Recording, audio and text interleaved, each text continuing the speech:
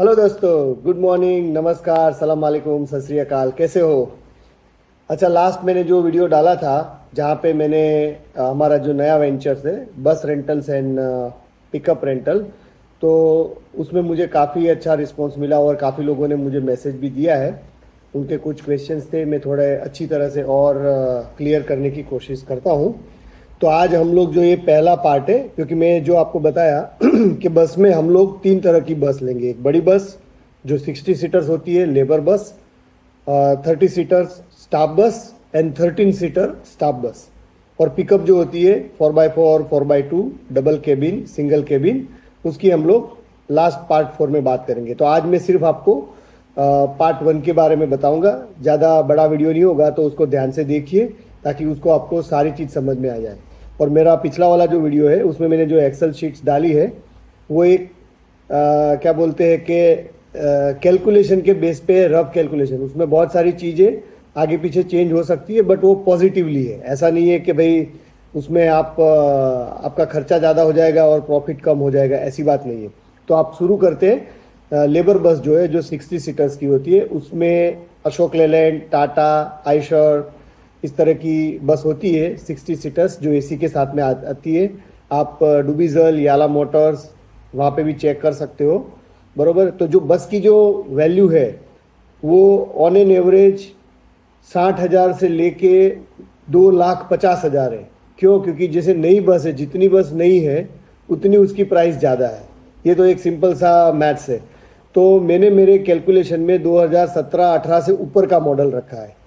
उसका कारण क्या है? मैं चाहूँ तो 2014 का भी ले सकता हूँ, 2013 का भी ले सकता हूँ, यहाँ तक कि मैं 2010 का भी ले सकता हूँ। लेकिन वो गाड़ी जो है, पहली बात तो मेंटेनेंस ज़्यादा देगी, वो एक चीज़ है। और दूसरी चीज़ है, जब ये गाड़ी हम लोग कंपनीज में देते हैं तो बीच में 4 दिन के बाद में ख़राब हो गए, 6 दिन के बाद में ख़राब हो गए, तो आप उसको रिप्लेस कैसे करोगे? और उनका स्टाफ जो है, 60% जो गाड़ी में बैठते हैं, उनको आप कैसे ट्रांसपोर्ट करोगे? तो आपको ये कस्टमर सर्विस भी देनी है, ये भी ध्यान में रखा जाए। तो हम लोग क्या करेंगे कि बहुत नई वाली भी गाड़ी नहीं लेंगे और बहुत पुरानी वाली भी नहीं लेंगे। तो मैंने जो कैलकुलेशन में 2017-18 का मॉडल रखा है वो ऑन एन एवरेज 1,50,000 है। अब ऐसा नहीं है, क्योंकि ये प्राइसें बदलती रहती है और ये हम लोग यूज़ में ले रहे हैं, तो जो भी सेलर्स है उनके माइंड के ऊपर है कि वो क्या प्राइस पे बेचना चाहते हैं। गाड़ी कम किलोमीटर चली हुई है, उसकी ओवरऑल कंडीशंस कैसी है। तो मैंने 1,50,000 उसकी प्राइस रखी है। अब आप समझो 2016 का मॉडल लेते हो तो हो सकता है आपको 1,10,000 में भी मिल जाए, 1,20,000 में मिल जाए। आप 2015 का मॉडल लेते हो, अच्छा वाला मिल जाता है तो वो 80,000 में भी मिल जाए, 90,000 में भी मिल जाए।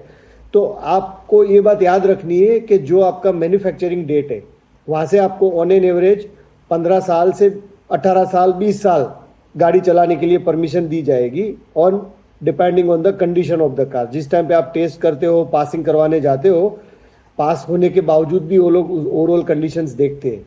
तो इसलिए मैं बहुत पुरानी गाड़ी के ऊपर नहीं जा रहा हूँ, क्योंकि अभी ऑलरेडी हम लोग 2026 में एंटर कर चुके हैं। तो इसलिए आप 2015 से आप काउंट करोगे तो आपका 80,000, 90,000 में भी हो जाएगा।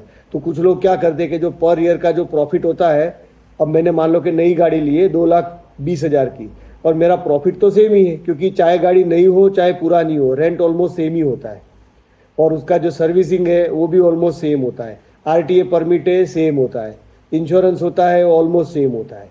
तो आप ये इस तरह की चीज़ें ध्यान में रखें। तो मेरा जो टेबल है उसमें मैंने क्लियरली दिया है कि आपका आरटीए टेस्ट, फुल इंश्योरेंस, फिर गाड़ी की जो परमिट है वो, एंड 7 से 8 आप सर्विस कर रहे हो साल की, एंड बाकी कुछ मेंटेनेंस के लिए मैंने प्रोविज़न रखा है। मान लो कि इस केस में मैंने 2,000 रखा है। अब वो 1,800 भी हो सकता है, 1,500 भी हो सकता है, 0 भी हो सकता है और 3,000 भी हो सकता है। तो वो तो जो होगा वो आपकी भी किस्मत है और गाड़ी की भी किस्मत है। तो ऑन एन एवरेज आप 1,20,000 से लेके 1,50,000 का इन्वेस्टमेंट करते हैं, और सालाना 12,000 से लेके 15,000 आपका खर्चा होता है। ये फिक्स्ड है, इरिस्पेक्टिव आप एक दिन गाड़ी रेंट पे दोगे तो भी या नहीं दोगे तो भी इतना आपका खर्चा है। और उधर साइड पे आपको सालाना जो मिलता है रेंट, क्योंकि मैंने 11 महीने का कैलकुलेशन किया है, ओके। हालांकि कॉन्ट्रैक्ट 12 महीने का होता है, बट कभी बीच में गाड़ियाँ 5 दिन 10 दिन खराब रही, कुछ भी मेंटेनेंस हुआ, तो नॉर्मली केस में वो कंपनी वो पैसा नहीं देती है। तो आपको ऐसा ही सोचने का है कि 11 महीना आपका बिजनेस रहेगा, और उसमें कभी हर कंपनी सेम रेंट नहीं देती है। जैसे मैंने मेरे केस में हायर साइड पे नेट रेंट जो आएगा आपका वो लेट से 7,500 रखा है, दूसरे में 7,000 रखा है लोअर साइड पे। तो उसके हिसाब से आपका जो एज ए इन्वेस्टर आपका जो प्रॉफिट है हर साल का ऑन एन एवरेज 45,000 तो आप पकड़ सकते हो, 43,000 से लेके 47,000। तो अब आपका जो खर्चा है वो निकालने के बाद में आपको ये प्रॉफिट मिल रहा है, याद रखिए 43 to 45,000। तो अब आपने मान लो कि 80,000 या 90,000 में गाड़ी ली है तो 2 साल में आपका गाड़ी का पैसा ही आपके हाथ में आ जाएगा, इवन सारा खर्चा निकालने के बाद, और गाड़ी की एसेट आपकी है। तो आप खुद सोच सकते हो कि आप पुरानी गाड़ी लोगे, मान लो कि 2014 की 2015 की, तो शायद उससे भी कम में मिल जाए, तो आपका 1.5 साल में ही आपका पैसा वापस आ जाए। लेकिन उसके बाद फिर गाड़ी कितने साल तक RTA परमिशन देगा उसका कोई गारंटी नहीं है। तो मैं आपको जैसे बताया 15 साल का आप पकड़ो, तो अब आप 2026 में हो, आपने 2014 का गाड़ी लिया है तो आपने ऑलरेडी 12 साल तो निकाल दिया, तो हो सकता है वो 3 साल चले, तो 3 साल में भी आपके पैसे तो निकल ही जाएंगे। और गाड़ी जो है आपने जो गाड़ी जो प्राइस पे ली है, आई एम श्योर कि आप उसके आधे प्राइस में जिस टाइम पे आप बेचना हो तो बेच ही सकते हो। तो मेरा ऐसा सजेशन है कि आप 17-18 से ऊपर का गाड़ी लो। जरूरी नहीं कि आप गाड़ी मेरे से ही खरीदे, आप खुद गाड़ी खरीद सकते हो, खुद देख सकते हो। तो ये मेरा जो टेबल है कि 70% प्रॉफिट आपका है, और आप यदि 1,20,000, 1,40,000, 1,50,000 ये लेवल के हिसाब से आप गाड़ी में इन्वेस्ट करते हो, आपको सालाना 45,000 के एवरेज आसपास मिलेगा आपको, जिसको आप रेट ऑफ रिटर्न में काउंट करो तो ऑलमोस्ट 31 to 35% हो जाता है। यदि गाड़ी की आपकी कीमत कम है, बरोबर, कई बार ऐसा भी होता है कि 2017-18 का मॉडल है, मैंने जैसे 1,50,000 लिखा है, वो 1,10,000 में भी मिल जाता है। तो ये अच्छी किस्मत वाली बात है। ऐसा हो तो आपका जो रिटर्न है वो और ज़्यादा हो जाएगा, और आप 2 साल में या 2 साल से कम पीरियड में अपने गाड़ी का पूरा ही पैसा निकाल लोगे और गाड़ी आपके पास में रहेगी। तो आप इसके हिसाब से आप सोचो, it's a very very profitable business. और सेम चीज़ बाकी वाली जो 2 बस है उसमें भी है, बट मैं अगले वीडियो में उसको डिटेल में कवर करूँगा मैं। तो बस आप इसके बारे में और कोई भी क्वेश्चन है तो आप मुझे बताना, I will try to respond. और अभी जैसे कि मैंने बताया था, हमारा कंपनी का नाम भी ऑलमोस्ट फाइनल हो गया है, reliable smart bus rentals and transport LLC। Dubai में हमने रजिस्ट्रेशन किया है, अभी प्रोसेस चालू है। एंड आई होप कि अभी जो नेशनल डे की जो ये छुट्टियाँ चल रही है उसके बाद वाले हफ्ते में ये क्लियर हो जाना चाहिए। उसके बाद फिर जो हमारा RTA का परमिट लेना होता है, रजिस्ट्रेशन होता है, थोड़ी बहुत फॉर्मेलिटीज़ होती है, and then we can start purchase the vehicle. So जिन लोगों को इन्वेस्टमेंट करना है वो आज से 3 वीक से 5 वीक का टाइम काउंट करे एंड उसके हिसाब से अपना प्रिपरेशन करे। और मैं ऐसा नहीं है कि जो बसेस और पिकअप से एज इट इज़ आपसे इन्वेस्टमेंट कराऊंगा। सामने हमारे पास में फिक्स ऑर्डर होगा, जो कंपनीज के साथ में बात चल रही है, जिसके हिसाब से हमको जो 100% गारंटी मिल रहा है कि हाँ भाई आप 2 बस लगा दो, 3 बस लगा दो, 1 बस छोटी लगा दो, तो उसके हिसाब से हम लोग इन्वेस्टर्स को इन्फॉर्म करेंगे।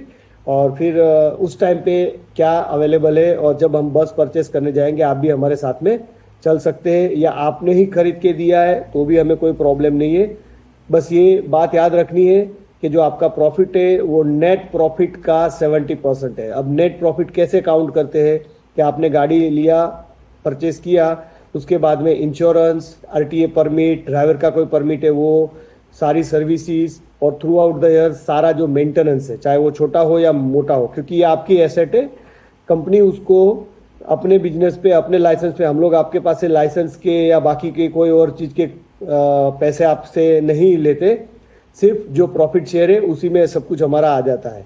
तो आपको अच्छी गाड़ी लेंगे तो आपका सर्विसेज मेंटेनेंस भी कम आएगा एंड लंबा टाइम तक आपको रेंट मिलेगा। और मैंने जो मेरा टेबल दिया है उसमें एक एवरेज पॉइंट ऑफ व्यू 8 साल का मैंने गिनती किया है। हम लोग तो उसके ऊपर भी जा सकते हैं, लेकिन 8 साल में ही आप कुछ सोचो कि आपने इतना पैसा लिया है, वो सारा पैसा निकलने के बाद में आपको पिछले 6 साल से 7 साल आपको पूरा का पूरा रेंट हर साल का फ्री मिलता है। तो आप 2 साल से 2.5 साल में यदि आपके पैसे पूरे निकल रहे हैं और एसेट आपकी बन रही है, और वो भी आपको अगले 5 साल 7 साल तक 10 साल तक भी रिटर्न दे रही है, तो इससे बड़ा और अच्छा कोई बिजनेस नहीं होगा। मैं ये बिजनेस कर रहा हूँ रेंटे कार का, तो उसके सक्सेस के बेस पे मैं ये आपको बातें कर रहा हूँ। और इसमें आपको कोई भी किसी भी तरह से कोई रिस्क नहीं है। हम लोग आपके साथ में एग्रीमेंट बनाएंगे, आप हमारे साथ में ही जुड़े रहेंगे। हम लोग को लंबा बिजनेस करना है। जो लोग काफ़ी चीज़ से डरते हैं कि भाई कोई पैसा लेके चला गया, ये गया, देखो हम लोग इतना बिजनेस करें तो आपकी एक गाड़ी के लिए हमको ये पैसा लेके भागने की ज़रूरत नहीं है। जब बिजनेस अच्छा हो, बिजनेस करने के लिए ही तो हम लोगों ने बिजनेस डाला है। तो आपको कोई ज़बरदस्ती नहीं है। आपका माइंड 100% सेटिस्फाइड है तभी आपको आगे बढ़ना है, अदरवाइज कोई बात नहीं, आपकी अपनी मर्जी है। और दुबई में बहुत सारे और बिजनेस है। बाकी लोगों को और कोई भी सपोर्ट चाहिए कोई और बिजनेस के लिए तो मुझे जहाँ तक पता है, जितना भी पता है, I will try to help. तो उसके साथ में आज का ये व्लॉग समाप्त करते हैं। Thank you so much friends. And और कोई क्वेश्चन है तो मुझे बताना। बस तब तक आप अपना ख्याल रखिए, ध्यान रखिए। ओके, नमस्कार, धन्यवाद।